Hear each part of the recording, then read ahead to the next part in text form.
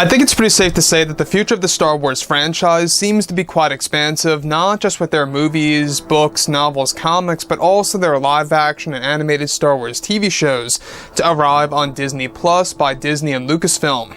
This is Mike Zero. Make sure to subscribe if you are new to the channel for future Star Wars content.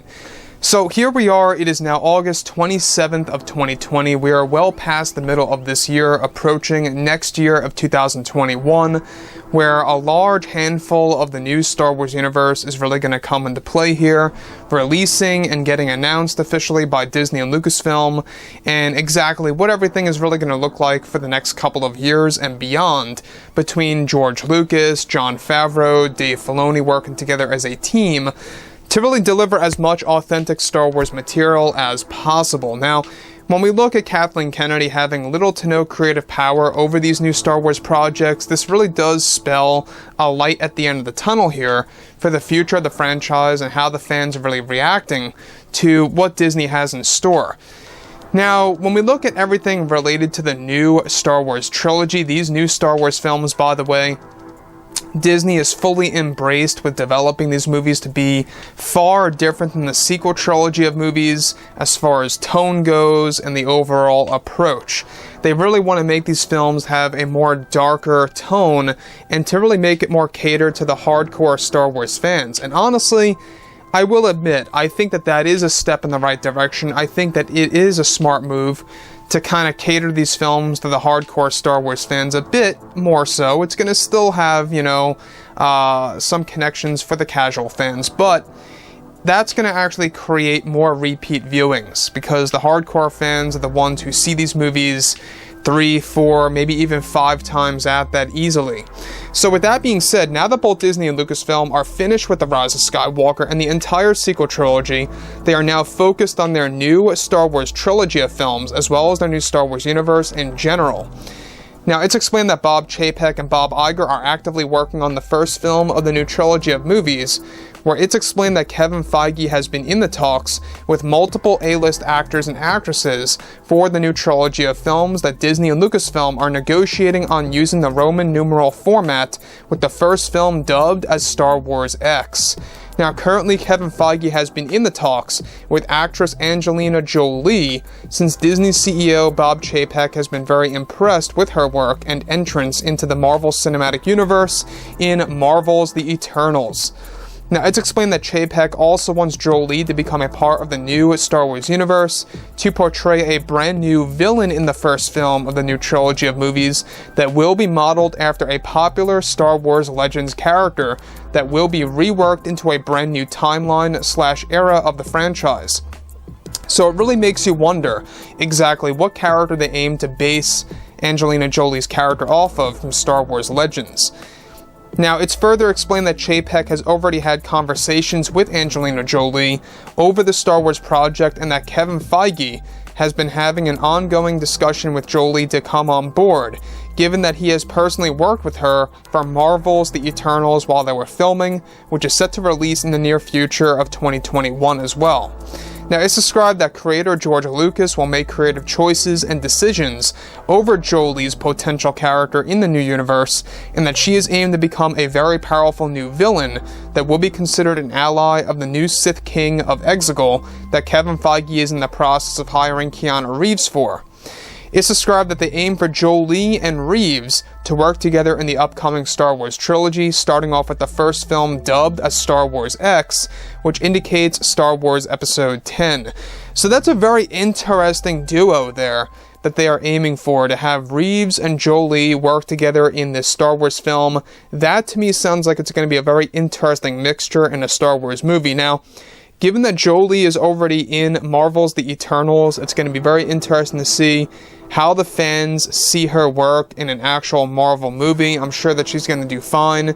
She's going to do fantastic. Again, Jolie has been associated with other projects out there, besides, films that are more accepted by people like associated with the Oscars and stuff around those lines. She has worked on movies that are associated in the video game realm, such as Lara Croft Tomb Raider. Now, the new films will be inspired by Lord of the Rings and Game of Thrones to give it a dark and gritty tone for the new movies. Further, it's noted that Jolie's character is described to have new Force powers taken directly from Star Wars Legends that many hardcore fans will come to appreciate in the new Star Wars trilogy. So once again, you have George, John, and Dave and other creators really taking advantage of Star Wars Legends to really use it for this new Star Wars trilogy. Moving on. Now, Disney aims to explore the character in a new series of comics to make the fans familiar with this character in the beginning of 2021 next year, before the live-action version of her drops into the new films. It's described also that the new movies will explore the netherworld of the Force to show the fans where the Force ghosts of the past go to after they become one with the Force. They will also tap into the realm of Mortis, exploring this area in the Star Wars franchise that was explored in the Clone Wars. Now, Jolie's character is aimed to be a character that will hold a great past and great secrets of the Sith and the dark side of the Force in this new trilogy. Disney has also been impressed with her work as a villain in Maleficent, and that they are pushing for her to accept the role in the new Star Wars movies.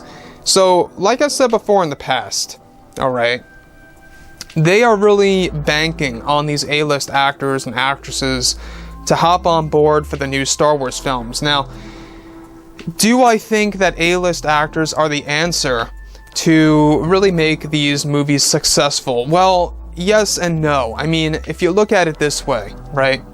It's always good to have a mixture of A-list actors and unknowns, which, by the way, is something that they are looking forward to doing.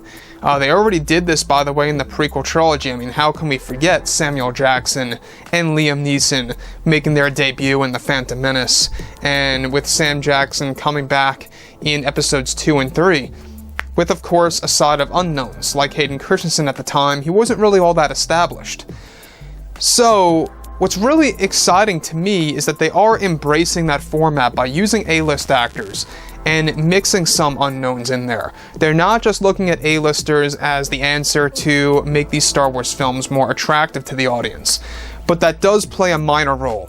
You know, obviously they have all eyes on creative A-list actors and or actresses like Keanu, Angelina Jolie, Jennifer Connelly. I mean, amazing people, amazing actors and actresses. They do an excellent job in other franchises out there. And quite honestly, Jolie makes the most sense now that I come to think about it, because she's already associated with Maleficent. She's already associated with Marvel's The Eternals. They have seen her work already as a villain in Maleficent, and they have seen her work in the Marvel Cinematic Universe. So it does bring one's attention to Jolie on whether or not, she really is going to be fit for Star Wars. I honestly think that it could very well work. I could see her as a villain, and I can see why they are trying to get her on board as a villain in the Star Wars universe. I can really understand as to why, Disney CEO Bob Chapek is trying to do this. And when we look at Maleficent as a movie, in case you guys did not know, this is once again a Disney film. It was distributed by Walt Disney Studios and produced by Walt Disney Studios. And given that she was associated now with two major Disney movies, The Eternals and Maleficent and another Maleficent movie, it does bring her into the cards here of how she can have those connections with Disney and how she talked with Kevin Feige and how Kevin Feige is now part of Star Wars. You can see the circle, right? It's going to be a very interesting transition for Star Wars. It's going to be a very transformative era, starting off next year, which is where we're going to see a lot of things changing for this franchise for the better. Honestly, I'm very excited. We had a little bit of a downturn there with Kathleen Kennedy, kind of wrecking The Last Jedi and wrecking The Rise of Skywalker.